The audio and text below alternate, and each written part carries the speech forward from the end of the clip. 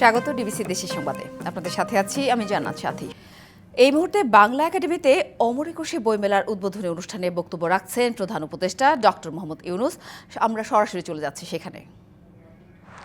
লেখক লেখিকারা সারা বছর প্রস্তুতি নিতে থাকেন যথাসময়ে নিজ নিজ বই সমাপ্ত করার জন্য।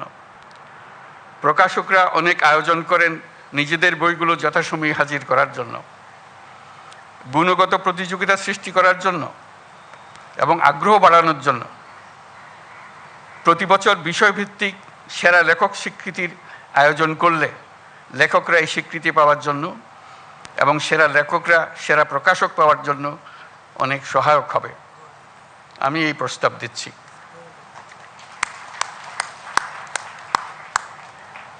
আমরা যদি একুশের ভাষা আন্দোলনকে আরও গভীরতর প্রেক্ষিতে স্বাধিকার আন্দোলন হিসেবেও দেখি, তাহলে অমর একুশের গণ্ডি বৃহত্তর হয়ে দাঁড়ায়।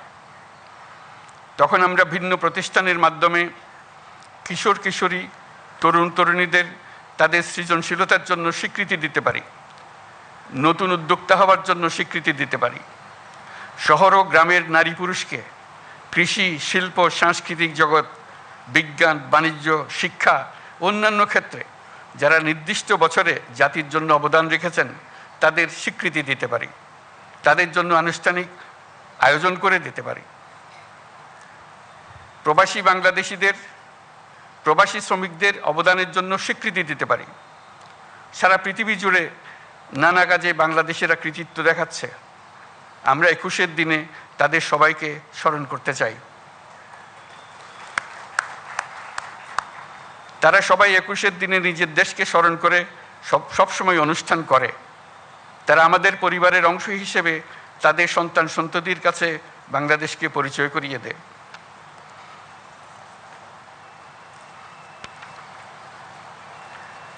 আমার সব কথা আপনাদের গ্রহণ করতে হবে এমন চিন্তা করি না, তবে নিজের বলার সুযোগ যখন পেয়েছি তখন বলে রাখলাম।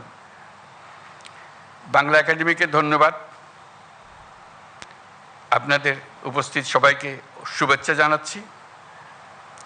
এর সঙ্গে একুশে বইমেলা 2025-এর শুভ উদ্বোধন ঘোষণা করছি। অমর একুশে বইমেলার উদ্বোধনী অনুষ্ঠানে বক্তব্য রাখছিলেন প্রধান উপদেষ্টা ডক্টর মোহাম্মদ ইউনূস। আমরা এতক্ষণ ছিলাম সেখানে। এবার ইস্তেমা প্রসঙ্গ। লাখো মানুষের জিকির, আজকার, তহবিল পাঠ ও আল্লাহ আকবর ধ্বনিতে মুখরিত হয়ে উঠেছে তুরাক্তির। বিশ্ব ইস্তেমার দ্বিতীয় দিনে নিজের মধ্যে দিন প্রতিষ্ঠা করা এবং দিনের বাণী সারা বিশ্বে ছড়িয়ে দেওয়ার পদ্ধতি এবং বিশ্বের মুসলমানদের কিভাবে ঐক্যবদ্ধ করা যায় বয়ানে তা তুলে ধরা হয়েছে। ইসলামের সুমহান বাণী মানুষের কাছে পৌঁছে দেওয়ার প্রত্যয় তাদের চোখে মুখে। তারা বলছেন শুধুমাত্র আল্লাহ ও তার রাসূলের সন্তুষ্টির জন্যই দিনের পথে তাদের এই মেহনত। ইস্তেমার সার্বিক বিষয় নিয়ে কথা বলেন গাজীপুর মেট্রোপলিটন পুলিশ। কাল সকালে আখেরি মোনাজাতের মধ্য দিয়ে শেষ হচ্ছে বিশ্ব ইস্তেমার জুবায়ের অনুসারীদের প্রথম পর্ব। আখেরি মোনাজাতের আগে আমরা 6টা থেকে 300 ফুটের মাথায়, দৌড় ব্রিজের মাথায় এবং ভোগড়া মাথায়, এই যে বাকি যে ভিতরে যে অঞ্চলটুকু, সেই অঞ্চলে সকল প্রকার যানবাহন আমরা বন্ধ রাখব। এখন পর্যন্ত কোনো নিরাপত্তা থ্রেট উপভোগ করছি না। আমরা সম্পূর্ণভাবে নিরাপত্তা দিয়ে যাচ্ছি। রাশিয়া ইউক্রেন যুদ্ধে এবার প্রাণ গেল এক বাংলাদেশির। দালালের খপ্পরে পড়ে রাশিয়ার হয়ে যুদ্ধে নেমে মারা যান নাটোরের যুবক হুমায়ুন কবির। পরিবারের অভিযোগ, চাকরির প্রলোভনে রাশিয়া নিয়ে জোর করে তাকে যুদ্ধে পাঠানো হয়। এদিকে যুদ্ধক্ষেত্রে আটকে আছেন নিহতের ভগ্নিপতি। তার জীবন শঙ্কায় দিশেহারা পরিবার নিহতের মরদেহ ও তার ভগ্নিপতিকে দেশে আনতে চান সরকারের সহযোগিতা। মাসে 2.5 লাখ টাকা বেতন, মিলবে আরও নানা সুবিধা। Dream home travel and tours limited নামে ঢাকার একটি এজেন্সির এমন প্রলোভনে গেল বছরের 28 অক্টোবর রাশিয়া পাড়ি জমান নাটোরের সিংড়া উপজেলার হুলহুলিয়া গ্রামের হুমায়ুন কবির ও তার ভগ্নিপতি রহমত আলী। তবে রাশিয়া পা রেখেই ভুল ভাঙে তাদের। জোর করে নিয়ে যাওয়া হয় সেনাবাহিনীর ক্যাম্পে। সেখানে নামমাত্র প্রশিক্ষণ দিয়ে পাঠিয়ে দেওয়া হয় যুদ্ধক্ষেত্রে। চলতি মাসে 20 তারিখে পরিবারের সাথে কথা হয় তাদের, জানান যুদ্ধক্ষেত্রের ভয়াবহতা সম্পর্কে। এর 6 দিন পর রহমত আলী ফোন করে জানান ইউক্রেনের ড্রোন হামলায় মারা গেছেন হুমায়ুন কবির। শঙ্কায় তার জীবনও। খবর শোনার পর থেকেই পুরো পরিবার শোকে স্তব্ধ। ছেলে আর জামাইয়ের ছবি হাতে কেঁদে চলেছেন কারিমুন বেগম। বেদনায় শোকে পাথর হুমায়ুনের স্ত্রী। আমার জামাই গেছে, আমার ছেলে গেছে, ছেলে তো মারাই গেছে। আমার ছেলেকে যাতে দেশের বাড়ি পাঠায় দেয় জামাক সময়তে, এই সংসার তো কেউ নাই বাবা। ট্রেনিং এর পরে আমার স্বামী লাস্ট 20 তারিখে বলছে যে আমাদেরকে উদ্ধার করো, আমাকে হয় একটা ভালো কাজ করার জন্য অনুরোধ করো, নইলে আমাদেরকে দেশে আসানোর ব্যবস্থা করো। ভাইয়ের মরদেহ দেশে আনার ব্যবস্থাও স্বামীকে ফেরাতে সরকারের সহযোগিতা চান রহমত আলীর স্ত্রী। আমার সরকারের কাছে আবেদন, আমার স্বামীটা দেশে ফিরে নিয়ে আসেন আর আমার ভাইয়ের লাশটাও নিয়ে আসার চেষ্টা করেন। আমরা নিশ্চয় আমার দুটা ছেলে মেয়ে, তাদেরকে দেখার মতন কেউ নেই। এ ব্যাপারে ঊর্ধ্বতন কর্তৃপক্ষের সাথে যোগাযোগের কথা জানালেন স্থানীয় সামাজিক সংগঠনের এই নেতা। আমরা এই বিষয়ে ইউনো মহোদয়ের সাথে একটু যোগাযোগ করার চেষ্টা করতেছি এবং ওনারা দরখাস্ত দিলে একটু জোরালো ভাবে নাটোর ডিসি অফিস এবং জেলা প্রশাসনের কার্যালয় এবং যে কোনো জায়গায় যেতে হলে আমরা সার্বিকভাবে তাকে সহযোগিতা করব। অভিযুক্ত দালালের দৃষ্টান্তমূলক শাস্তি চান স্থানীয়রা। DBC news desk. কুমিল্লায় যৌথ বাহিনীর পরিচয়ে তুলে নেওয়ার পর এক যুবদল নেতা মারা যাওয়ার ঘটনার তদন্তের নির্দেশ দিয়েছে প্রধান উপদেষ্টার কার্যালয়। এরই মধ্যে গঠন করা হয়েছে উচ্চ পর্যায়ের তদন্ত কমিটি। এই ঘটনায় স্থানীয় সেনা ক্যাম্পের কমান্ডারকে তাৎক্ষণিক প্রত্যাহার করা হয়েছে বলে জানিয়েছে আইএসপিআর। এদিকে দ্রুত বিচারের দাবিতে মানববন্ধন করেছে স্বজন ও এলাকাবাসী। বৃহস্পতিবার মধ্যরাতে কুমিল্লা সদরের পাঁচতুবি ইউনিয়নের নিজ বাড়ি থেকে যুবদল নেতা তৌহিদুর রহমানকে তুলে নিয়ে যাওয়া হয়। শুক্রবার বাবার কুলখানির আগে তৌহিদুরের বাড়িতে অস্ত্র আছে বলে তল্লাশি চালানোর পর তাকে নিয়ে যায় যৌথ বাহিনী সদস্যরা। ভোর থেকে সকাল পর্যন্ত কোনো খোঁজ মেলেনি তৌহিদুরের। শুক্রবার দুপুর 12টার দিকে তার মৃত্যুর খবর পায় পরিবার। শরীরে মেলে আঘাতের চিহ্ন। সেনাবাহিনীর সদস্যরা ওই ব্যক্তিকে হস্তান্তর করার সময় অসুস্থ বোধ করায় হাসপাতালে নেয়ার পর তার মৃত্যু হয় বলে জানিয়েছে পুলিশ। এমন ঘটনার বিচারের দাবিতে মরদেহ নিয়ে মানববন্ধন ও বিক্ষোভ করেছে স্বজন ও এলাকাবাসী। কুমিল্লা প্রেস ক্লাবের সামনে মানববন্ধনে স্বজনরা অবিলম্বে দোষীদের দ্রুত আইনের আওতায় এনে বিচার দাবি করেন। দ্রুত বিচার নিশ্চিত না হলে কঠোর আন্দোলনের হুঁশিয়ারি দেন তারা।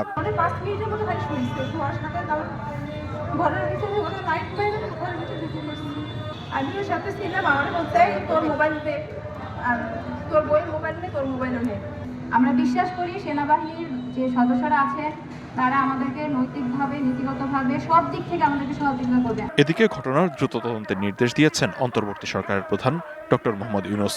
গণমাধ্যমে পাঠানো এক বিবৃতিতে উল্লেখ করা হয়, যে কোনো ধরনের হেফাজতে, নির্যাতন ও হত্যা কঠোরভাবে নিন্দনীয়। অন্যদিকে এরই মধ্যে গঠন করা হয়েছে উচ্চ পর্যায়ের তদন্ত কমিটি। এই ঘটনায় স্থানীয় সেনা ক্যাম্পের কমান্ডারকে তাৎক্ষণিকভাবে প্রত্যাহার করা হয়েছে। গণমাধ্যমে পাঠানো এক সংবাদ বিজ্ঞপ্তিতে এই তথ্য জানিয়েছে আইএসপিআর। এই অনাকাঙ্ক্ষিত ও দুঃখজনক ঘটনার তদন্তে যথাযথ পদক্ষেপ নেওয়া হয়েছে বলে বিবৃতিতে জানানো হয়েছে। তদন্তে দোষী সাব্যস্ত ব্যক্তিদের বিরুদ্ধে সেনা আইনে যথাযথ ব্যবস্থা গ্রহণ করা হবে বলেও উল্লেখ করা হয়।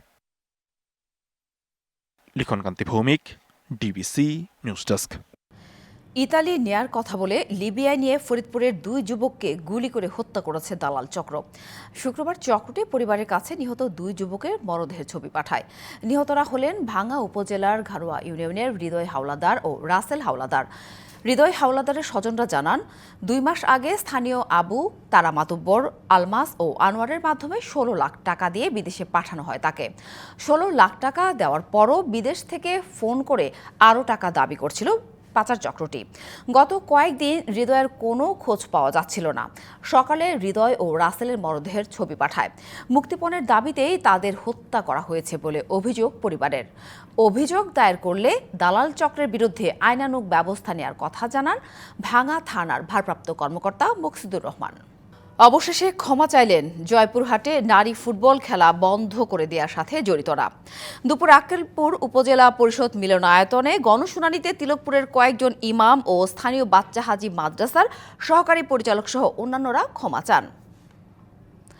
পাশাপাশি ভবিষ্যতে আর নারী ফুটবলে বাধা দেয়া হবে না বলে অঙ্গীকার করেন।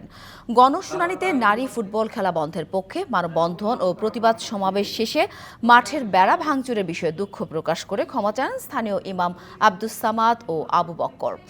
গেল 28 জানুয়ারি আক্কেলপুর উপজেলায় নারীদের ফুটবল ম্যাচ বন্ধ করতে মাদ্রাসা ছাত্রসহ আরও অনেকে তিলকপুর উচ্চ বিদ্যালয় মাঠের টিনের বেড়া ভাঙচুর করেন। দেশের উন্নয়নের স্বার্থে রাজনৈতিক দলগুলোর মতামত নিয়ে অবিলম্বে নির্বাচন দেওয়ার দাবি জানিয়েছেন বিএনপির ভাইস চেয়ারম্যান কাজী শাহ মোফাজ্জল হোসেন কায়কোবাদ। দুপুরে কুমিল্লার মুরাদনগর ডিআর উচ্চ বিদ্যালয় মাঠে এক মতবিনিময় সভায় তিনি এ দাবি জানান। মোফাজ্জল হোসেন কায়কোবাদ বলেন, নির্বাচিত সরকার ছাড়া অন্তর্বর্তী সরকার দিয়ে দেশের উন্নয়ন সম্ভব নয়। ন্যূনতম সংস্কার করে নির্বাচনের ঘোষণা দিতে অন্তর্বর্তী সরকারের প্রতি দাবি জানান তিনি। এ সময় আগামীর দেশ গঠনে সবাইকে ঐক্যবদ্ধ ভূমিকা পালনের আহ্বানও জানান তিনি।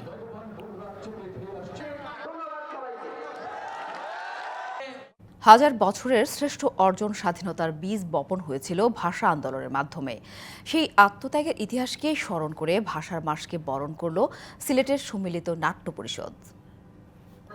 মায়ের ভাষার অধিকার কেড়ে নেয়ার প্রতিবাদে 52-র 21শে ফেব্রুয়ারিতে বুকের তাজা রক্ত ঢেলে দিয়েছেন সালাম, রফিক, জব্বারের মতো অসংখ্য মৃত্যুঞ্জয়ী বীর।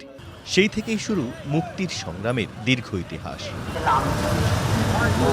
প্রেরণার এই ফেব্রুয়ারিকে তাই ঘটা করেই স্মরণ করলেন সিলেটের সংস্কৃতি কর্মীরা। শিশু থেকে শুরু করে অশীতিপর বৃদ্ধ পদযাত্রায় অংশ নেন রক্তের দামে কেনা বর্ণমালা হাতে নিয়ে। এই মাস আমাদের জাগরণের মাস, অন্যায়ের বিরুদ্ধে, অসত্যের বিরুদ্ধে, অবিচারের বিরুদ্ধে। এই বার্তাটি এই মাসের মধ্য দিয়ে বা এই আয়োজনের মধ্য দিয়ে গোটা দেশে, গোটা জাতিকে জানান দেওয়া হয়। বর্ণমালার মিছিলের স্রোত গিয়ে মিলিত হয় শহীদ মিনারে। সেখানে ছন্দ নৃত্যালয়ের শিল্পীরা ভাষার গানের সাথে নৃত্যালেখ্য পরিবেশন করেন।